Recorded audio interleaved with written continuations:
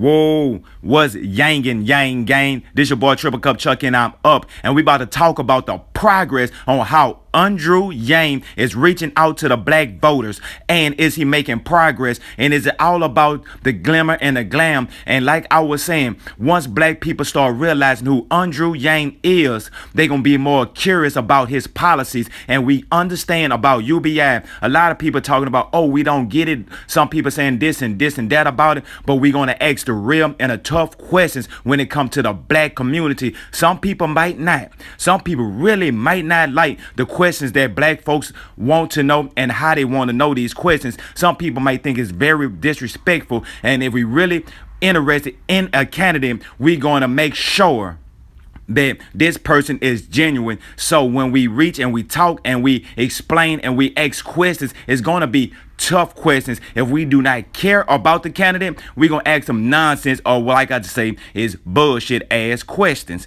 But when it comes to a real candidate, we want to get down to the steak and potatoes. We want to get to the meat, the gritty of it. So that's why you will hear a lot of tough questions when it comes to the black community upon Andrew Yang. That's a statement that's saying that we are interested in this candidate. Well, with that being said, we about to go diving into this here. And I have another thing I want to say about with Paget. She is a cool person. She's a part of the Yang game, but Andrew Yang have to go out there in the park, in the field, and like we said, you got to put in your own work. Andrew Yang had to come out there and throw them hands with the big boys so that he could stand on side with the black community. I seen him was in a black church. That was cool. That was nice, but everybody know what that is. So that's, for me, it's not a plus, it's not a negative, it's just something that goes on. But what I would like to see is Andrew Yang continue on attacking the black community. Because two things that the black community need to know from Andrew Yang is, can he really win? Is he a serious candidate? That's one thing. And the other thing they need to know from Andrew Yang is his level of sincerity. As in, is he truly trying to do this him? Some of his downfalls and what happened last time and why he did not make it, or what he did. You know, we need to know some of your downfalls. Therefore, we can respect you as a human being. So some people going to ask a lot of tough, precise questions, especially if they are interested in this candidate. So what y'all about to hear is Andrew Yang is being put in a terror dome that letting black people know who he really is and give you a better outlook. I watched it already. I must say, Andrew Yang did an outstanding job. With that being said, check out Andrew Yang and speak to the American citizens of 2020 clear vision. This your boy Triple Cup Chuck. Intro, then we diving. Let's do this. And I need to tag that. I do this. Whoa, what's good with your YouTube and YouTube busted? Your boy Triple Cup Chuck and I'm up. And appreciate you for coming rock with me, like, sharing, and subscribing. And if you have an opinion about the situation that's going on, leave a comment below. I'm gonna read it. Because when you comment, our collective minds put together, we bring synergy. This how we starting the video off? Double cup, feel it right. Told Chuck, I feel like every night is all night. And Andrew Yang, he spoke in Des Moines today at Vice News Forum. Now, I know a lot of you guys saw this interview and you had the same reaction that I did, which was I thought the moderators were very unfair in the way they framed the questions to Andrew Yang. Apparently, they did not treat any of the other candidates with that much disrespect.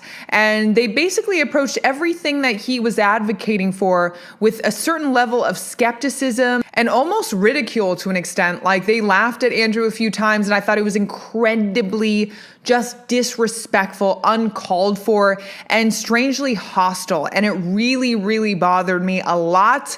I get it. I understand. It bothered you a lot. It felt like disrespectful, uncalled for, and hostile toward our candidate of choice. But on the up hand, he resonates so much with the black community when they able to ask him these type of tough questions. When they talk to like Joe Biden or Bernie Sanders, which they already know his paper trail behind him. But when it comes to a candidate like Andrew Yang, he's new, so they need to ask him deep questions because of with the black community, it's all about who can I really trust. And the only way you could really trust a person if you could break down into details of in-depth questions where some people might overlook. It's not all about what you say. It's 99.9% with the black community of how you say, your intentions behind what you say, how you feel inside from your core. We don't like that shell that they show on the outside, what they call actual politicians, and they politicking and they telling us stuff that we want to hear. We don't want to hear what we want to hear. We want to hear the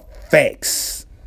Well, with that being said, I'm gonna play this video and I'm gonna let you judge for your own opinion about how Andrew Yang came and triumphed over against all odds and still in the race when most of the candidates that's actual politicians have dropped out, even the ones of color, and the last one standing is Andrew Yang. I am a black American, and by me saying that should let you know I has no doubt in the race war against Andrew Yang or for Andrew Yang. My whole thing is not left, not right, is forward. He put it, instilled it in our minds, and the more people that start having an abundant mindset, we will stop acting scarcity and have more of a prosperous outcome for our future generations, for all of our kids. Well, this your boy Triple Cup Chuck, and I'm out. And remember, I don't do this for me, I do this for we. So like, subscribe and holler at your boy. And don't forget to choke that like button till it turn blue. This is a positive for me. Leave a comment below and let me know if you felt like they pushed it too much, or you think they was asking real tough questions of how you really want to ask a politician. And Andrew Yang actually stood up as in presidential material. Well, I'm through talking. Check them out. Hope y'all like and enjoy. And anybody that's doing anything with Yang Gang videos, don't forget to tag their videos below, because we are still growing. This is the Yang Gang Nation. We do this here. That's your boy Triple Cut Chuck, and I'm out for the second time. I might need to do 3 because I triple up. Well, let's go. Math.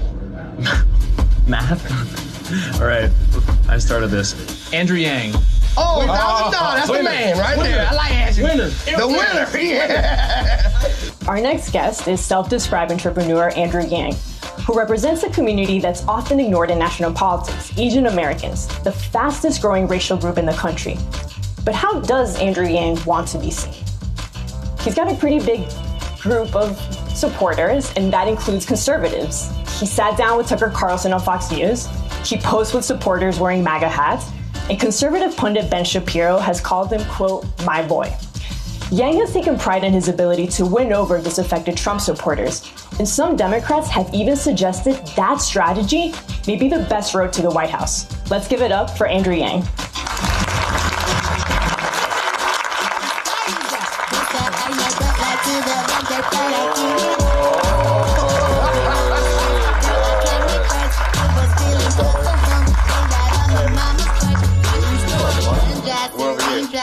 Sir, I'm doing Dexter, right? Yeah. Yes, sir. Pleasure to meet you. Great to meet you guys. Hello, everyone. Hello, Des Moines. You came ready. You came ready. He came out hot. I thought you might come out with a cap on. He has his pen, though. You got a pen. They did my hair for TV earlier today, so the cap, I mean, I have to do it again later. Makes sense. It's working. It's working. So let's get to it. So I know at some point in the next 15 minutes you're going to talk about giving money to a whole bunch of people, right? We're going to get to that. He's rubbing his head. But we have to address something first. Let's talk about the Yang Gang. Let's get to it. So, there's people familiar with it in the audience, right? Yes. So you're unique among the entire field in that you have had a bunch of white supremacists who just have decided somehow that you're their guy. Now, it's different dealing with this as a candidate, dealing with it as a president. So how does a President Andrew Yang deal with the issue of white supremacy in America? Well, first, I was stunned to hear that anyone who has any kind of hateful ideology in their hearts would support me, because I certainly don't look like the poster boy for white supremacy. But to me, we have to give Americans a path forward. I talked to Christian Picciolini, who's now an anti-hate activist who spent 12 years in a hate group. And he talked about how when he was a lost 14-year-old, someone in one of those groups reached out to him, and then he spent years there. And now he helps people get out. And what he said to me was that if a coach or mentor or teacher had reached out to him instead of the hate group, then he never would have spent those 12 years in this lifestyle that now he completely rejects. So the question is, what paths forward are we going to present to the Christian Picciolinis who are around the country who are lost? And if we have organizations and pathways forward in our communities, we can let people know that hate is not the answer and that we have better futures if we all actually see ourselves as part of a larger whole. So what does that look like concretely as a president?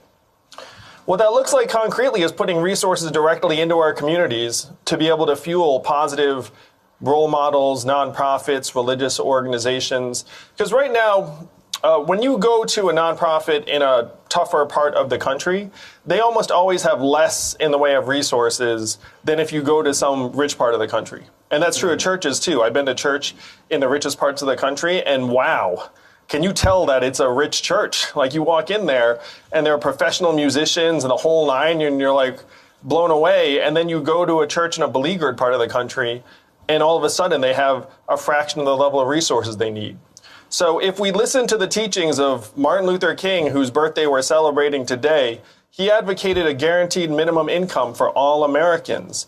And if you can imagine what an extra $1,000 a month would mean in the hands of each family, and then multiplied by the families in a community, you would have a lot of that money go to local nonprofits and youth groups and religious organizations that would end up fueling many more positive paths forward for young people, instead of having them just get lost and feel like they have no future. I mean, I told you he was going to get to talk about giving money to a whole bunch of people. I'm pretty predictable that way. I mean, because I want to back up, because I want to point out that I started off with a question about white supremacy and dealing with that, this is something you've said is a problem in America, but we ended up with talking about handing people money. I mean, does handing people money fix racism? Of course not. So as president, one of my top priorities would be to label white nationalist terrorism as its own category of terrorism and say, look, by the numbers, this is the most prevalent form of terrorism in the country today. And you can't fight something if you don't measure it. So that's something we need to do. But at the same time, if you have an environment of shrinking opportunities, then it's much easier to turn on each other. There's a mindset of scarcity that has taken over our country because 78% of Americans are living paycheck to paycheck, and half of us can't afford an unexpected $500 bill. And in that environment, if someone comes to you and says, hey, blame these people, it's their fault, then you're much more likely to listen than if you feel secure and stable in your own future and the future of your children. There are an awful lot of rich racists, though. Yes, there are. But when you go to those environments, the racism looks a little different. Like it's not the sort of white supremacist violence that I think we're talking about right now. It takes more institutional forms, which is obviously not a good thing. I'm not suggesting that. Yeah. I mean, we need to try and combat racism at every level. But the fact is, if you put this money into our hands, it helps people of every background. It certainly helps communities of color who have systematically lower access to both capital, education, and resources. And it helps people in rural communities that right now don't feel like they have a path forward. So this is a solution that will work for all Americans, and it has the net effect of making it so that we can actually see each other as part of a larger whole and solve the bigger problems that face us all, like climate change. So everybody gets $1,000 a month.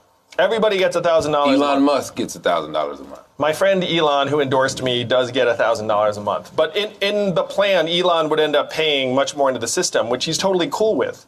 Because when you talk to some of the most successful people in our society today, they realize that an environment where Americans feel like they're being left behind is bad for everybody. That this is not a situation where if you're at the top of society, you feel like giving something up is not in your own interest. Because for some of the folks I know in Silicon Valley, they're from the Midwest. They realize that we have to bring everyone along for the 21st century and feel like we're all participating in the innovation. So there are a number of black economists that have been talking about universal basic income as a potential solution for wealth inequality, the racial wealth inequality gap in this country for years. They've been championing this, actually. But a lot of those same black economists have described your plan as dangerous for the reason that the tax that you're proposing that would pay for this whole thing would disproportionately hit poor families harder, and that it could actually exacerbate the racial wealth gap in this country. And so you can't both be right here, right? Well, in a vacuum, a value-added tax does end up falling on people who are starting out with less money. But the great thing about a value-added tax, which has been used in literally dozens of other countries, is that you can ratchet it up on things like artificial intelligence and yachts and luxury watches, and you can exempt things like diapers, milk, and toilet paper. Make it so that Americans who are just consuming things that we all consume just to live our lives are not paying more, and it's the folks that aren't going to feel it as much who are going to be paying much, much more into the system. So specifically between yachts and, I mean, that's sort of a wide gap there, yachts and diapers.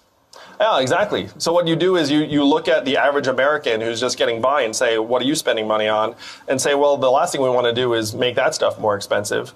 Like, there's a joke that Willie Sutton, the bank robber, used to tell. Why do I rob the banks? Because that's where the money is. We have to go to where the money is. Like, where's the money going right now? It's the trillion-dollar tech company like Amazon that's paying zero in taxes. You go there, get the money, bring it back to our communities, put it in our hands, and build a trickle-up economy from our people, our families, and our communities up. But there are ways that you can make it fall more heavily on the people that are benefiting the most from today's economy. I think one of the maybe cautions people may have about that is that rich people tend to be very, very good at getting away with not paying taxes that they're supposed to be paying.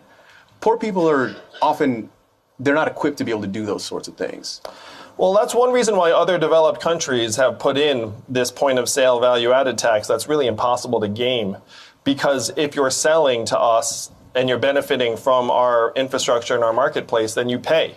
That's why other countries have done this, because right now our companies are outsmarting our tax system like right and left. They just park all the earnings abroad. They go through Ireland. That's how a company like Amazon or Netflix or Starbucks, some of which I like, obviously, I mean, you know, we like these companies, but they're paying zero in taxes. And so other developed countries have already figured out that that's unacceptable. And if you put this tax at a point of sale, you can't wriggle out of it. But you're right. They are very smart. You got to do something foolproof. So, Mr. Yang, this isn't your first ambitious program. Before you started your campaign, you founded Venture for America, which was a program that promised to send Ivy League grads to underprivileged areas like Detroit to boost the local economy. You promised to create 100,000 jobs. So far, 8 years in, you've created less than 4,000. And about half of those Ivy League grads have already moved away from the cities they were supposed to help. So your track record right now, in terms of promising something that sounds amazing, is not all that good. So how are we to look at UBI?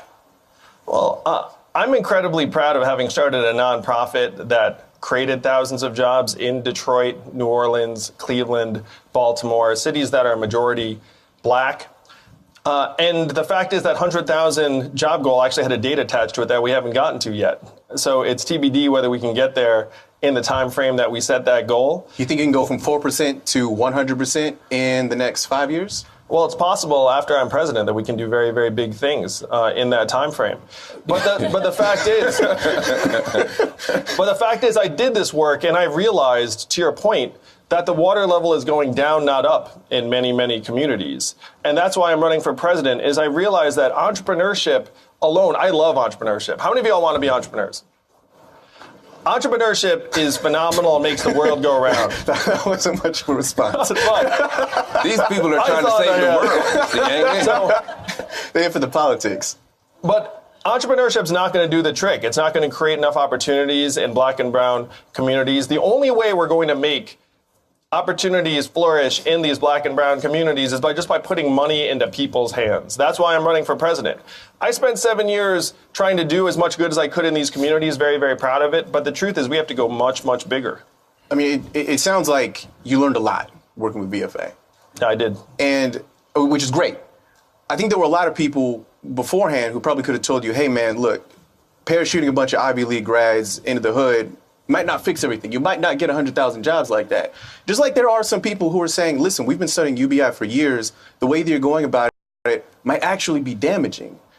And I mean, what happens if you become president we run this grand experiment, and then a few years later, we learned a lot, but it didn't quite work out. We told you, Mr. Yang, we told you. Look, I'm a very, very data-driven guy, but I am 100% confident that putting $40 billion plus into the hands of black and brown communities every month is going to be a major positive. And if we learn things from it during that time that we can make it even better, I will be all for it. But I'm talking about the wholesale eradication of poverty in our society, which we should have done decades ago. It's only going to get worse. Median African-American household net worth is projected to go to zero by 2053 if we don't do something about it. Now, why is that? Because we're in the midst of this economic transformation, and we know who suffers most when you have a tidal wave come in. It's black and brown communities who have lower levels of resources to be able to respond to it. So we need to go big yesterday and start rewriting the rules of our economy to work for us, to work for you, to work for your families. We can talk about the way in which we calibrate the tens of billions of dollars that we should put into our people's hands right now, and I'm going to be all for it as president. First, we eradicate poverty as a foundation, and then we start building a beautiful structure on top of it. We'll move on to another one here. You have a habit of making self-deprecating jokes about Asian Americans a lot. And the harshest criticism you've actually gotten about this is from other Asian Americans, making jokes about being good at math, making jokes about being good on tests, knowing a lot of doctors, things like this. I think there's an argument for these same stereotypes, which may be viewed as harmless or funny, that they come from the same place as the more sinister ones. Why keep doing this? Well, I'm certainly very proud of being the first Asian American man to run for president as a Democrat. And it was an honor and disappointment to be the lone candidate of color on the debate stage the last time. I think that making light of these stereotypes and dragging them into the light is not a bad thing. I think Americans are smart enough to realize that if I say something about liking math, that doesn't mean that the millions of Asian Americans out there all like math, and that by poking fun at these things that we can actually see them for how ridiculous they are. But when I talk to Asian Americans around the country, I'm happy to say that many of them are invigorated by my campaign and see that we have to do more to contribute to this country that has given, frankly, families like mine. So we're speaking specifically about things like Asians being good at math, Asians being good on tests. You're familiar, of course, with the model minority myth, right? Yeah, very much so. Which is more often than not, actually, almost always used when the black person, the brown person, is the other end of that coin, right? That Asian Americans are deserving of their status. Black people, there's something wrong with them. They're lazy, something like that, right? So there are two ends of this side right here, right? Yeah, and the model minority myth obscures the vast diversity in the Asian American community because there are many, many people who are struggling at every dimension in the Asian American community. There are many ethnic groups within the Asian American community. So certainly, I don't think anyone believes that I think my experience or any offhand remarks I make somehow reflect the reality of millions of Americans from literally at this point more than a dozen different ethnic groups. So I know you enjoyed talking to the two of us, but there are some audience members that would love to chat with you as well. Paula, who do you have first? Hi, Mr. Yang. So we have Mitch. He's the co-founder of the Asian and Latino Coalition here in Des Moines. Mitch? Welcome. Good afternoon, Mr. Yang. Welcome to see you again. Thanks. It's good to see you again. Latinos polled in the 2016 presidential election stated that their top voting priorities were education and the economy. Currently, nearly two-thirds of Latino students end up in underserved community colleges and second-tier public universities, and only a small percentage attend one of the most elite colleges, according to the Georgetown Center on Education and the Workforce. Today, our economy is strong for the most affluent in our society, but Latinos make up nearly 30% of the total population living in poverty. What is your plan to deliver sufficient resources for our struggling community colleges and universities? And secondly, how do we address the racial disparities in our economy for brown and black communities? Thank you. Thank you for the question, Mitch. It's okay if I stand? I'll just address you like this. It's work. I've got one son who's autistic and in a special needs school, and then the other one is in public school. So I believe that public education is the life's blood of our communities, and also super grateful to the work the teachers do every single day. Now, we have to do more for our teachers. So here's what we need to do. Number one, we need to pay teachers more. A good teacher is worth their weight in gold in terms of better educational outcomes for our kids. Number two, we need more teachers in the school so that they don't struggle with these high student-to-teacher ratios where they have to manage behavior and can't actually attend to kids' learning. Number three, we need to lighten up on the standardized tests. Did you all know that we popularized the SAT during World War II as a means to identify which kids not to send to the front lines? And today we're treating all of our kids like every year is wartime. Does that make sense? We have to let our teachers do their jobs and not treat our kids like they're all on an assembly line. They mature at different rates, they learn differently, and that's the way our school should be designed. Number four, 2/3 of our kids' educational outcomes are determined outside of the school. So that's parental time with the child, words read to them when they're young, stress levels in the house, type of neighborhood. We're putting our educators in an impossible position when we're saying teach our kids, and educators know, despite their incredible work, they can only control about 1/3 of our kids' outcome. And so what we have to do is work on the other 2/3 by putting money directly into the hands of the families and the parents. So if you have 2 adults in the house, you have an extra $24,000 a year. The odds of one parent spending time with that child during the formative years really, really higher, and much, much more possible to give that kid a real chance to learn. The other thing we need to do is invest in community colleges, technical trade and apprenticeship programs. About 1/3 of Americans will go to college, and only 6% of our high school students right now are in technical or trade programs. In Germany, that's 59%. Think about that gulf. So we need to invest in making those programs much more available to high school students so they all don't think that it's college or bust, because there are many, many jobs that are going to go unfilled right now because we're not equipping our kids for those skills that the marketplace needs. Thank you. Great. Thank you, Mitch. Mr. Yang, we have another question from Karen. So Karen, if you want to stand up. Karen is a professor at Iowa State University. Hello, Andrew. Thank you for being here today.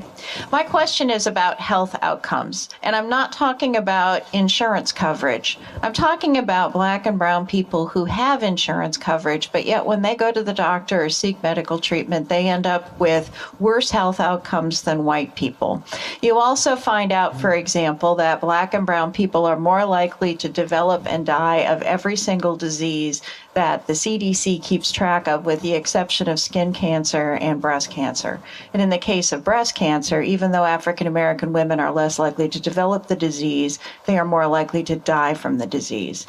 So what will you do in your health plan to deal with these health disparities?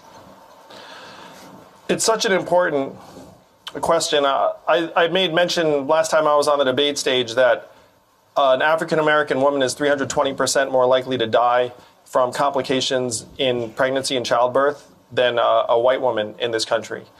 And that stat horrified me as a human being, as a parent. And so I went looking and said, how the heck is that disparity so prevalent? And a lot of it is that doctors and medical professionals don't listen to Black women when they talk about what's going on with their bodies and their health.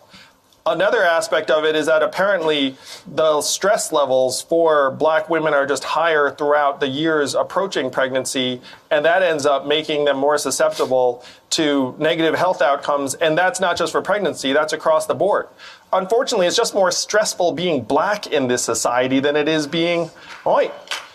And so you have rampant health outcomes as a result of that.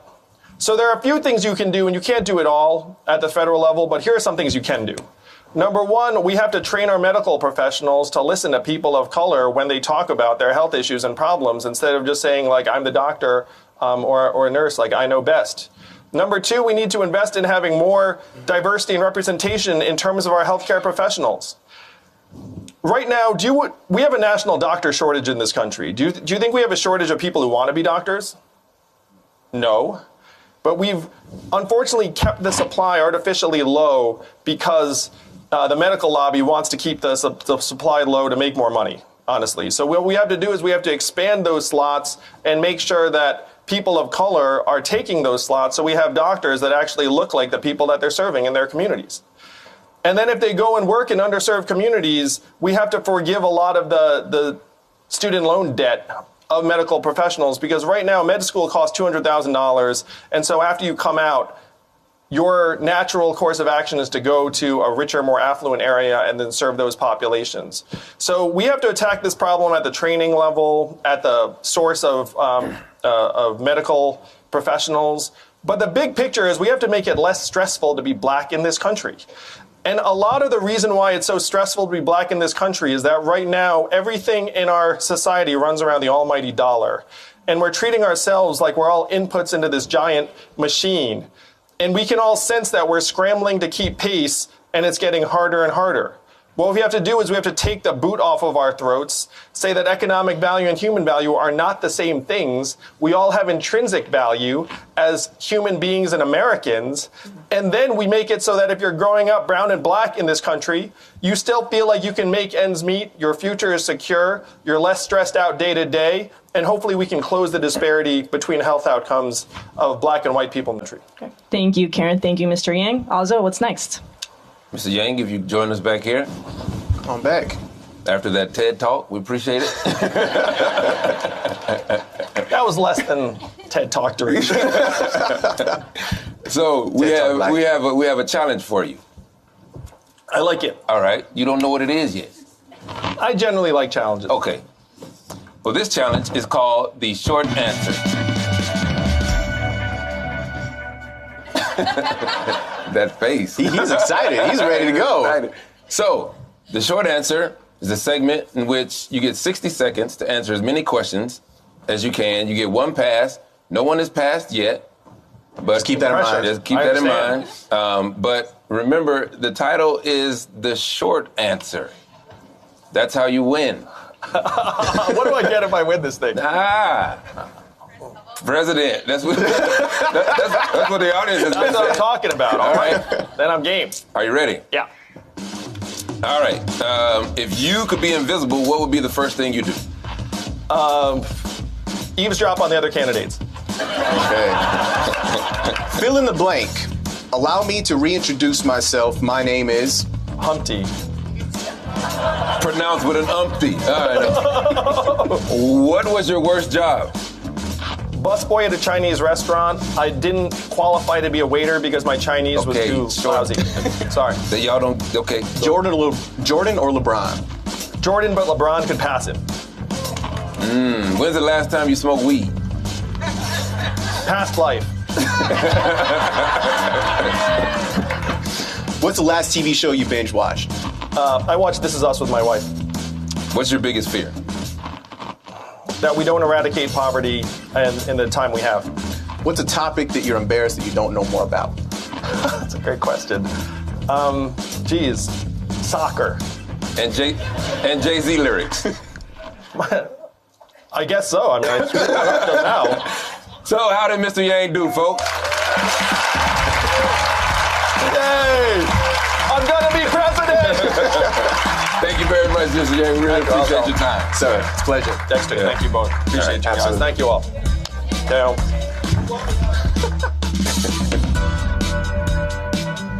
You don't want to go nowhere.